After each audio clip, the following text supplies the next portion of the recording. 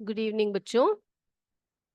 So in the previous class, we learned about the skeletal system and also we learned about the different types of joints in our body. तो आप सभी को वो अच्छी तरह से याद हो गया होगा जो हमने डिफरेंट टाइप्स ऑफ जॉइंट्स के बारे में बात किया था। Movable joints and immovable joints के बारे में हमने चर्चा किया था। Okay, children, so today we are going to discuss about the muscular system in our body. Okay, like as we learned that the bones in our body, हमारे जो शरीर में bones है, हमने पढ़ा था वो कितने numbers में है, 206 है ना? तो हमारे बॉडी में बोन्स की तरह ही मसल्स भी हैं. There are muscles in our body which helps in the movement in association with the skeletal system. Okay, so always the muscular system works in association with the skeletal system. हमारे जो शरीर में जो muscles होते हैं ना, उन muscles के साथ साथ ही जो हमारे skeletal system का जो होता है वर्क होता है, तभी हमारे बॉडी में क्या होता है बच्चों, मूवमेंट होता है. जब हमारे शरीर के मस्कुलर सिस्टम और स्केलेटल सिस्टम साथ में काम करते हैं तभी हमारे बॉडी में मूवमेंट पॉसिबल होता है. क्लियर? तो अगर हम बात करें मस्कुलर सिस्टम की, अगर हमारे मसल्स की बात करें तो हम कह सकते हैं हमारे बॉडी में मोर देन 600 मसल्स हैं. कितने मसल्स हैं? More than 600. ओके, तो हमारे शरीर में जो है 600 से भी ज्यादा मसल्स है. और स्केलेटल सिस्टम की तो हमने बात कर ही ली थी जिसमें कि 206 बोन्स होते हैं. क्लियर? ओके, नाउ ये जो मसल्स है ये कैसे कार्य करते हैं हम देखते हैं. मसल या मस्कुलर सिस्टम, जो मस्कुलर सिस्टम होता है, बोन्स एंड मसल्स, ठीक है, muscles and bones work together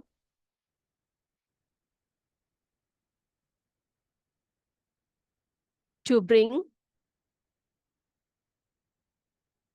movement. हमारे बॉडी में अगर कोई मूवमेंट होना है तो उसमें क्या चाहिए? मसल्स भी चाहिए और बोन्स भी चाहिए. ठीक है, अब मसल्स की जो सबसे बड़ी स्पेशल चीज क्या होती है, स्पेशल फीचर क्या होती है कि जो मसल्स है वो कॉन्ट्रैक्ट और रिलैक्स करते हैं. क्या करते हैं? Contract and relax. ओके, जब मसल का कंट्रैक्शन और रिलैक्सेशन होता है तभी जो है मूवमेंट पॉसिबल होता है. अब जो है मसल्स जो है पेयर में वर्क करते हैं. कैसे करते हैं? Muscles work in pairs. यानी कि जब एक मूवमेंट होना होता है तो उसमें दो मसल्स एक साथ वर्क करते हैं. जब एक मसल कॉन्ट्रैक्ट करता है, ओके, तो दूसरा मसल क्या करता है बच्चे? द अदर मसल रिलैक्स करता है. जब एक मसल कंट्रैक्ट करता है तो दूसरा मसल रिलैक्स करता है. ओके, मैं आपको जरा अपने हाथों के मसल्स के जरा डायग्राम्स दिखा देती हूँ. राइट? यस,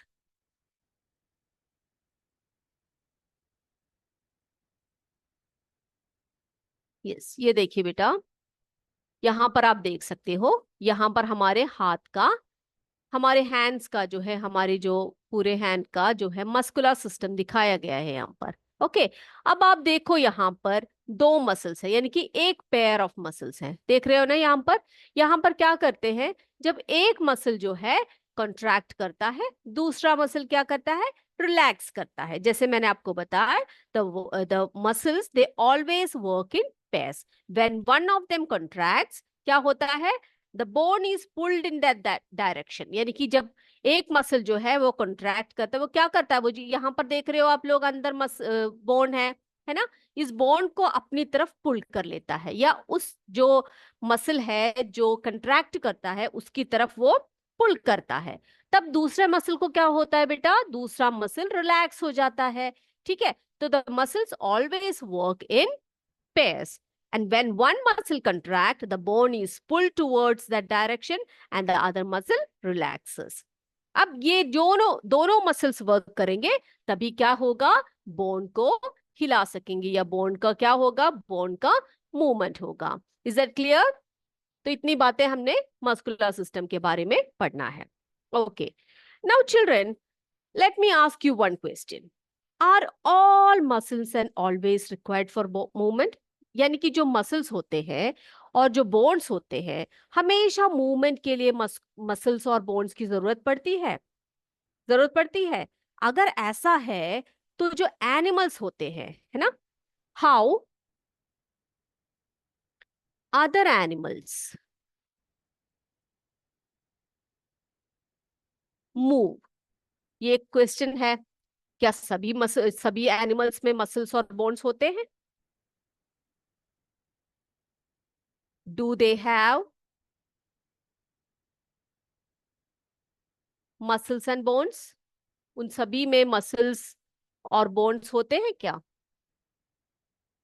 हमें पता है सभी जानवरों में, या सभी जो इंसेक्ट्स है या फिर जो भी क्या बोलते हैं एनिमल्स है, उन सभी में क्या होता है, मनुष्य की तरह या अन्य बड़े जीवों की तरह क्या नहीं होता, या तो मसल्स एब्सेंट होते हैं, या तो बोन्स एब्सेंट होते हैं, या तो बोन्स टोटली एब्सेंट होते हैं, है ना. तो आज हम पढ़ेंगे गेट ऑफ एनिमल्स. क्या पढ़ने वाले हम लोग? Gait of animals. Gait of animals. अब बेटा ये गेट क्या चीज होती है? गेट का मतलब गेट नहीं होता जो खुलता बंद होता, वो गेट नहीं. इस गेट का मतलब क्या है? इस गेट का मतलब होता है मैनर ऑफ मूवमेंट. क्या होता है बच्चे? मैनर ऑफ मूवमेंट, यानी कि उनके मूवमेंट का तरीका. मैनर ऑफ मूवमेंट, उनके मूवमेंट का तरीका, वो कैसे मूव करते हैं, तो उसी को हम लोग गेट बोलते हैं. ठीक है. अब सबसे पहले इसमें हम पढ़ेंगे अर्थवॉर्म के बारे में. अर्थवॉर्म देखा है सभी ने? देखा है किसी ने अर्थवॉर्म? मुझे मुझे पक्का पता है सबने अर्थवॉर्म देखा होगा, है ना. अर्थवॉर्म कैसे चलता है बेटा? पहले तो जिन बच्चों ने अर्थवॉर्म देखा नहीं है उनको जरा अर्थवॉर्म दिखा देती हूँ और इसके बारे में हम पढ़ेंगे. कि अर्थवॉर्म जो है उसका मूवमेंट कैसे होता है. Right, yes. चलते हैं हम लोग. ये देखिए, ये अर्थवॉर्म है. देख रहे हो आप सभी? यस, है ना. ये अर्थवॉर्म है. अब बेटा ये जो अर्थवॉर्म होता है ना, इसमें बोन्स नहीं होते. The earthworm does not have any bones. अब इसके बारे में और भी बातें हम पढ़ेंगे. अर्थवॉर्म देख लिया ना सबने? यस. अब देखते हैं इनमें मूवमेंट कैसे होता है, इनमें बोन्स होते हैं या नहीं होते हैं, मसल्स होते हैं या नहीं होते हैं, देखते हैं. ओके. तो सबसे पहला पॉइंट तो ये है कि बेटा earthworm does not have bones. इनमें जो है बोन्स नहीं होते. पहली बात ये. लेकिन दूसरी बात ये है कि उनमें क्या होता है, मसल्स होते हैं. Muscles are present. उनमें मसल्स प्रेजेंट होते हैं. ठीक है. अब ये क्या करते हैं, ये जो मसल्स होते हैं इनकी बॉडी में, ये इनको एक्सटेंड, इनकी बॉडी को जो है एक्सटेंड एंड शॉर्टन करने में हेल्प करते हैं. आपको पता है ना अर्थवॉर्म कैसे चलती है? ऐसे चलती है. पहले एकदम लंबी हो जाती है, फिर छोटी, फिर लंबी, फिर छोटी, ऐसे से करके चलती है ना. तो ये क्या होता है, ये जो मसल्स इनमें होती है, ये इनमें किस चीज में हेल्प करती है? हेल्प्स टू एक्सटेंड, यानी कि लंबा होना. ठीक है. जैसे आप रबर बैंड को खींचते हो तो वो एक्सटेंड हो जाता है ना. And shorten, and shorten, extend and shorten उनके शरीर को एक्सटेंड होने में और शॉर्टन होने में ये हेल्प करते हैं. क्लियर? अब जो है इनका जो रिपीटेड एक्सटेंशन होता है, यानी कि ये बार बार जब रिपीटेड एक्सटेंशन के बॉडी में होता है, repeated extension and contraction,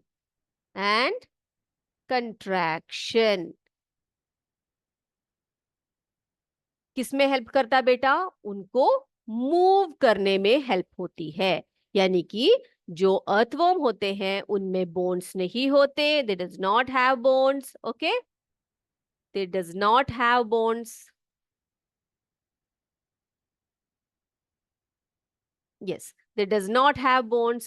Muscles are present, which helps in extend and shortening their body.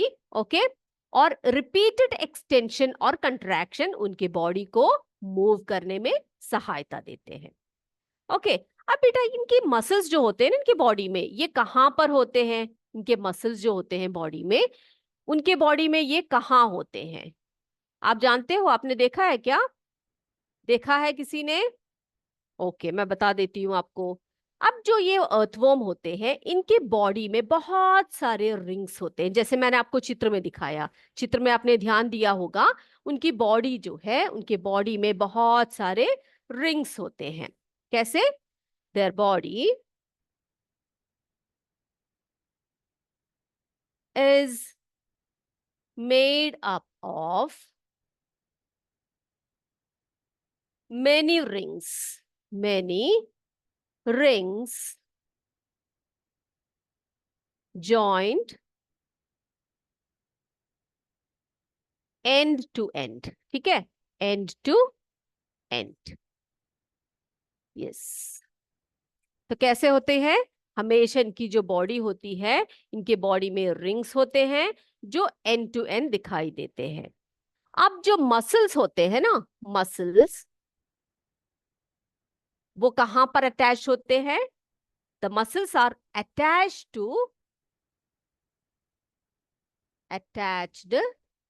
To the rings.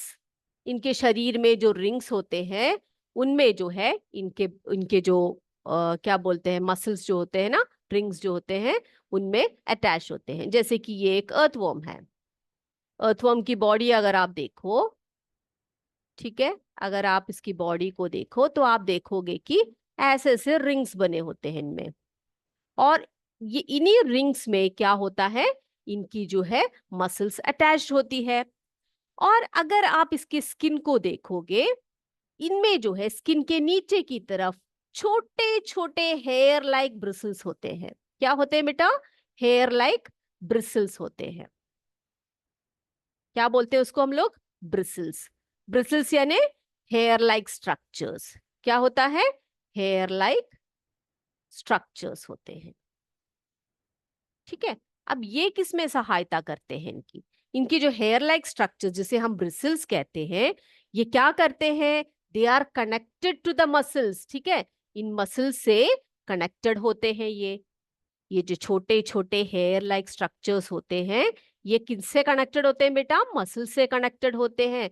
और इसी से इनको जो है काफी ग्रिप मिलती है, गुड ग्रिप मिलती है जब ये मूव करते हैं, ग्राउंड में मूव करते हैं। और ये जब ग्राउंड में मूव करते हैं यानी कि सॉइल में मूव करते समय, मूवमेंट इन सॉइल, जब ये सॉइल में मूवमेंट करते हैं तो इनको काफी अच्छी ग्रिप मिल जाती है। किसके कारण? ब्रिसल्स के कारण। और ये ब्रिसल्स कहाँ को अटैच होते हैं? मसल्स से अटैच होते हैं। और मसल्स कहाँ देख सकते हो आप? इनके इनके बॉडी में, their body is made up of many rings joined end to end, end से ऐसे जॉइंट होते हैं, और यहीं पर इनके मसल्स जो होते हैं वो अटैच होते हैं। क्लियर? Yes, okay. नाउ अब क्या होगा? अब हम अगला पढ़ेंगे स्नेल के बारे में। किसके बारे में पढ़ेंगे बेटा हम लोग? स्नेल के बारे में। स्नेल देखा है किसी ने? स्नेल देखा है? ओके, अगर नहीं देखा तो हम दिखा देते हैं आपको।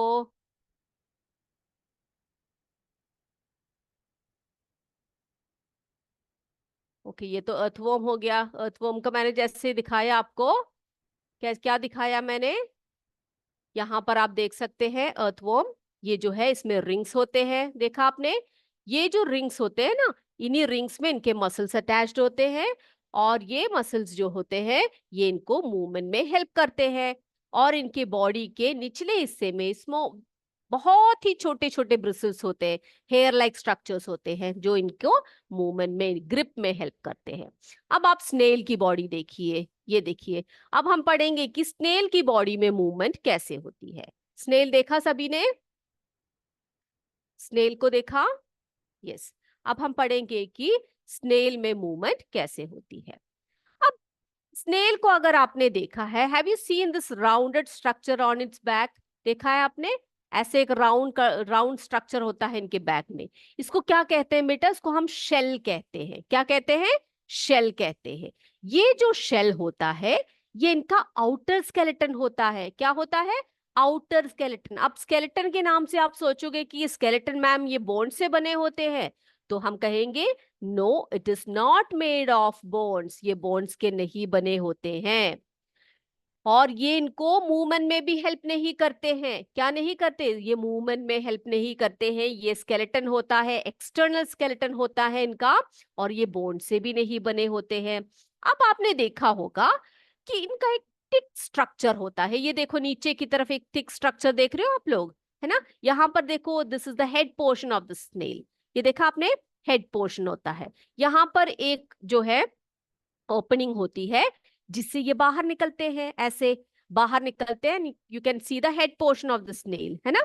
और यहाँ पर एक थिक पोर्शन होता है which is known as the foot. क्या बोलते हैं उसको हम लोग? उसको हम लोग फूट कहते हैं। ये देखो, ये इतना थिक पोर्शन जो दिखाई दे रहा है, हाँ, ये जो होता है ये स्ट्रॉन्ग मसल से बना होता है।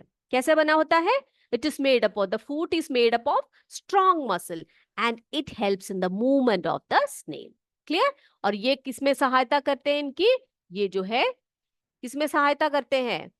स्नेल को मूवमेंट में इनकी हेल्प करते हैं। ओके, तो स्नेल के बारे में लिखे हम लोग। यस, स्नेल में मूवमेंट, है ना? स्नेल्स में मूवमेंट कैसे होती है देखते हैं। तो इनमें जो होता है, इनके बैक में जो है होता है एक राउंडेड स्ट्रक्चर होता है। Rounded structure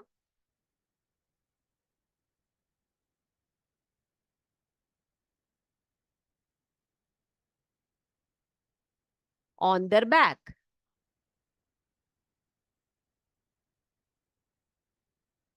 yes, rounded structure होता है इनके बैक में। ठीक है, और इसको क्या कहते हैं बेटे?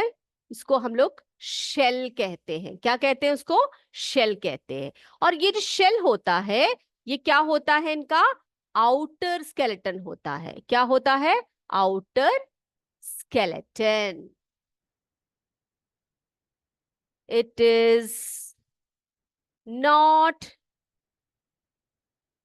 Made of bones. ये बोन से नहीं बने होते हैं, ये सिर्फ इनका आउटर स्केलेटन होता है। और ये मूवमेंट में हेल्प भी नहीं करते। मूवमेंट इससे नहीं होता है इनका। अब इनके शरीर में एक थिक स्ट्रक्चर होता है। Thick structure made of, made up of muscles. ठीक है, made up of muscles. Thick structure होता है जो मसल से बना होता है। और ये जो होता है ये इनका फूट होता है। ठीक है, जो थिक स्ट्रक्चर होता है स्नेल्स में, जो मसल से बना होता है, that is called the foot of the snail which helps in the movement.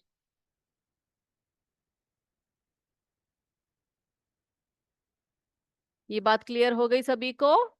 तो स्नेल्स में मूवमेंट कैसे होती है? With the help of their thick foot which is made up of, क्या है? किससे बनी होती है? मसल से बनी होती है, स्ट्रॉन्ग मसल से बनी होती है। और आपको पता है ना स्नेल्स कैसे चलते हैं? स्नेल का मोशन, लोकोमोशन कैसे होता है बेटा? लोकोमोशन कैसे होता है? वेरी स्लो होता है। बहुत धीरे धीरे चलते हैं वो लोग। देखा है ना आपने? यस। अब हम पढ़ेंगे कॉकरोच के बारे में। किसके बारे में पढ़ेंगे हम लोग? कॉकरोच के बारे में। क्लियर? तो स्नेल क्लियर हो गया आपको? तो आगे देखते हैं हम लोग। तो स्नेल के बारे में एक और बात मैं आपको बता देती हूँ। snails जो होते हैं, they have a rounded structure on their back, okay, which is known as the shell. It is their outer skeleton. It is not made up of bones. ठीक है, वो bone से बने नहीं होते हैं. And the shell does not help them in movement. वो उनके movement में भी help नहीं करते हैं.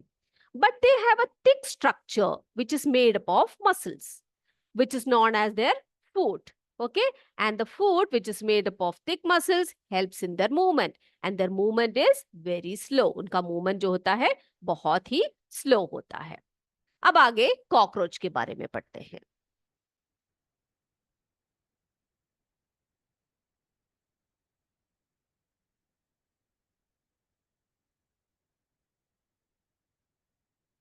कॉकरोच, आपको पसंद है कॉकरोच या डर लगता है कॉकरोच से? मुझे तो बहुत डर लगता है कॉकरोच से. तो जिन बच्चों ने कॉकरोच देखा नहीं है उनको मैं कॉकरोच अभी दिखा देती हूँ. यस,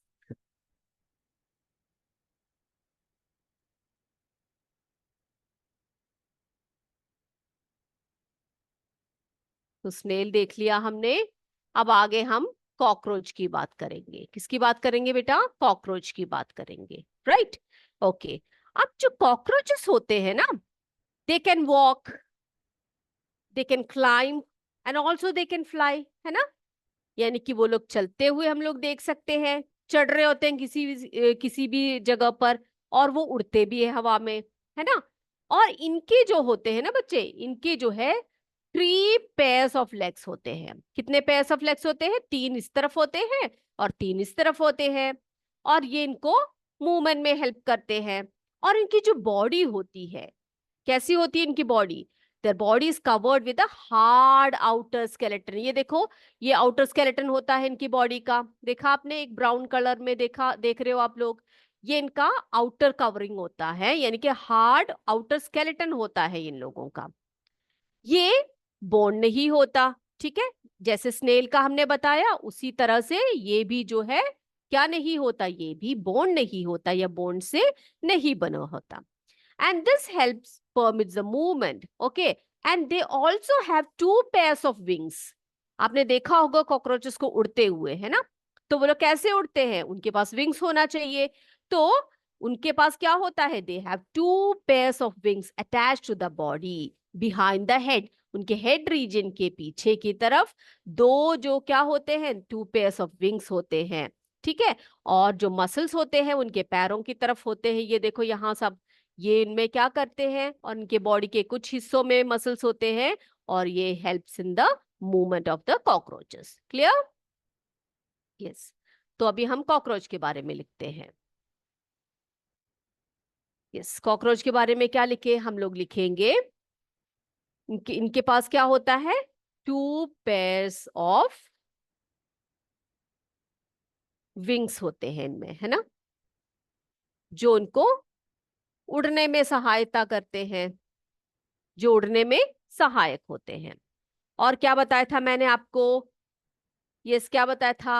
3 pairs ऑफ लेग्स होते हैं. 3 pairs ऑफ लेग्स होते हैं इनमें, जो मूवमेंट में हेल्प करते हैं, जो लोकोमोशन में हेल्प करते हैं इनके, है ना.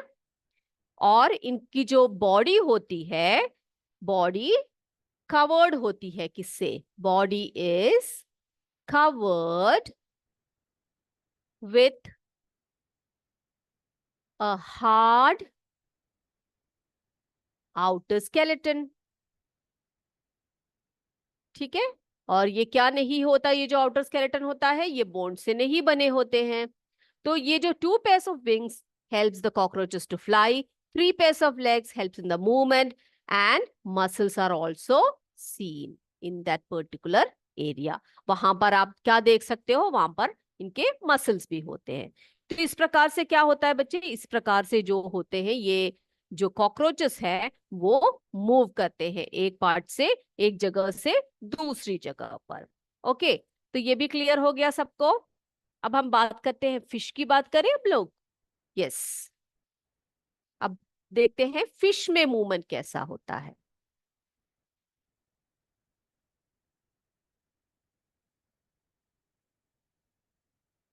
अब बेटा जब हम फिश की बात करेंगे ना, तो सबसे पहले आपसे एक सवाल पूछते हैं बेटा, have you ever notice the shape of A boat? एक बोट का शेप आपने ध्यान दिया है कभी? कैसा होता है बोट? मैं यहाँ पर ऐसे हल्के से ड्रॉ कर रही हूँ।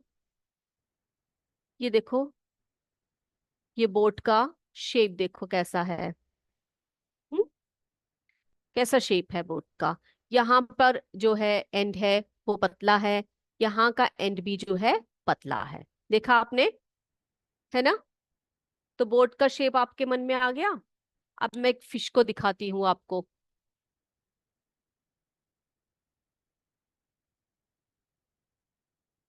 चलिए फिश की बॉडी देख लीजिए आप। यस। अब बेटा यहाँ पर जो फिश की बॉडी आप देख रहे हो ना, अगर ध्यान से इसको ऑब्जर्व करो, आप लोग क्या देखोगे? The head and the tail of the fish, है ना? ये जो हेड रीजन है इसका, ये देख रहे हो हेड, और ये इसका टेल रीजन है ना? The head and the tail of the fish are smaller than that of the middle portion. इसका मिडल पोर्शन देख रहे हो सभी बच्चे? इसका मिडल पोर्शन कैसा होता है बच्चे? इसका मिडल पोर्शन जो होता है ब्रॉड होता है, यानी कि थोड़ा सा बड़ा होता है ना? बड़ा होता है, ये देख रहे हो आप लोग। लेकिन इसका जो हेड रीजन है और जो टेल रीजन है वो कैसा होता है? वो जो है वो टेपर्स एट बोथ एंड, क्या बोलते हैं हम लोग उसको? टेपर्स एट बोथ एंड, यानी कि ऐसे पतला होता जाता है यहाँ पर। लेकिन बीच का पोर्शन जो होता है इनका काफी जो है कैसा होता है? ब्रॉड होता है। ऐसे टाइप की बॉडी को हम लोग बोलेंगे स्ट्रीमलाइंड बॉडी। क्या बोलेंगे बेटा उसको हम लोग? Streamlined body.